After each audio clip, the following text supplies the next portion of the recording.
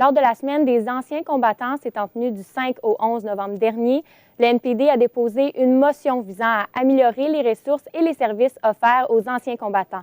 Le parti a fait entendre son mécontentement envers le gouvernement en raison de l'argent désigné dans l'aide aux vétérans qui n'est jamais entièrement utilisé d'année après année.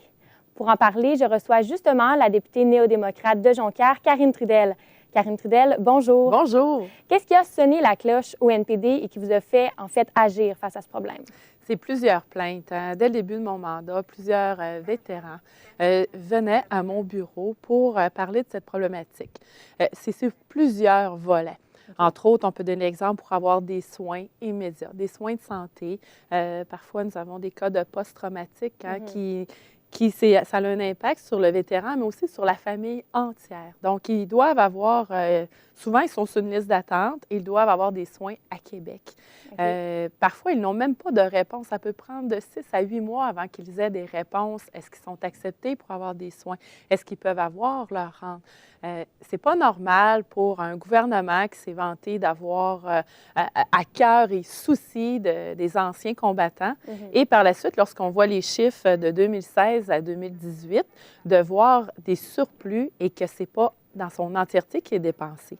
Donc, on a demandé au gouvernement des 372 millions de dollars qui restent, que le gouvernement que ça y aille directement aux anciens combattants et d'arrêter de garder cet argent-là parce que le besoin est criant et la demande est là. Est-ce que vous croyez justement que cette motion-là va pousser le gouvernement à vraiment agir pour de vrai? On va continuer à faire en sorte que le gouvernement réagisse et prenne des actions concrètes. Ce qui a été voté la semaine dernière à la Chambre des communes, c'est une volonté du gouvernement, ça démontre une volonté, mais du côté de l'opposition, du côté du NPD, on va continuer à vérifier et à questionner le gouvernement pour qu'il puisse dépenser à bon escient les 372 millions de dollars qui n'ont pas été dépensés. Et justement, il y a 72 millions de dollars qui étaient destinés aux anciens vétérans qui n'ont pas été utilisés. Pourquoi le gouvernement n'a pas utilisé pleinement cet argent-là, selon vous? Le gouvernement n'a pas été capable de nous donner des raisons concrètes. Okay. J'ai même donné l'exemple de la Légion canadienne de Chicoutimi, la filiale 235, qui ont un projet très concret, le projet CADU, que pour eux, c'est à peu près environ 10 lits pour avoir des soins aux anciens combattants directement dans la région. Comme je l'expliquais plus tôt, plusieurs d'entre eux doivent partir à Québec avec la famille pour avoir des soins. Et on ne doit pas être sur une liste d'attente, surtout lorsqu'on donnait le service pour nos hommes et nos femmes en uniforme qui assurent nos droits et libertés. On doit avoir un souci pour eux un coup que le travail est terminé. Donc, le gouvernement ne met pas en place des mesures nécessaires et pour eux, ils se ramassent avec aucune réponse. Donc, on leur a apporté des idées et on espère qu'ils vont répondre à la demande. Et là, en fait, selon les sondages qui sont sortis ce matin, le NPD a quand même un écart important face aux autres partis, face aux élections. Est-ce que vous avez peur face aux prochaines élections? Comment vous sentez-vous par rapport à ça? Lorsqu'on lance en politique, il faut oublier la peur. On est là pour servir les citoyens et citoyennes de notre circonscription. Si je me réfère en 2014, lorsque j'ai signé mon acte de candidature, le NPD, nous étions à peu près entre 18 et 21 %. Nous formions l'opposition officielle. Donc, pour moi, ce matin, c'est un sondage parmi tant d'autres. Oui, il faut le considérer, mais ça se fait à grandeur du Canada. Donc, plusieurs chiffres peuvent être proposés. Là, 1 an en politique, c'est très long. Donc, pour moi, ce qui est important, c'est représenter ma circonscription. Représenter les enjeux de mes citoyens et mes citoyennes, de la circonscription de Jonquière, d'apporter à Ottawa leurs problématiques, de le soulever, comme j'ai fait avec ma Légion filiale 235 la semaine dernière. Puis de ne pas faire l'inverse. Souvent, les députés vont parler, ils vont refléter la cassette d'Ottawa dans leur comté. Moi, c'est l'inverse et je vais continuer à le faire jusqu'en 2019. C'est la politique.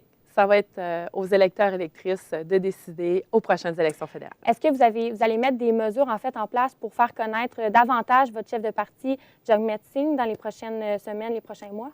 On veut que le gouvernement déclenche les élections partielles dans Burnaby. On sait que c'est une volonté. On a un chef qui n'est pas élu à l'Assemblée, à la Chambre des communes. Il était élu à l'Assemblée de l'Ontario. C'était un député provincial. Là, il doit avoir un siège à la Chambre des communes. Le gouvernement, dont Justin Trudeau, a décidé de ne pas déclencher l'élection partielle d'attente. Nous, ce qu'on veut, c'est qu'ils déclenchent pour que Jock Missing puisse être à la Chambre des communes, faire valoir les enjeux et les valeurs du NPD et permettre à la population de mieux le connaître. Et là, Mme Trudel, on se demande, est-ce que vous allez vous représenter aux prochaines élections? Oui, je vais me représenter aux prochaines élections. J'ai déjà signé mon acte de candidature. Il va y avoir au début d'année un événement pour souligner le tout. Mais c'est mes valeurs, c'est pour ça que je suis si bien. J'ai une liberté de parler, je suis heureuse. C'est en fonction de mes valeurs au sein du NPD. Et je vais retenter une prochaine élection en 2010.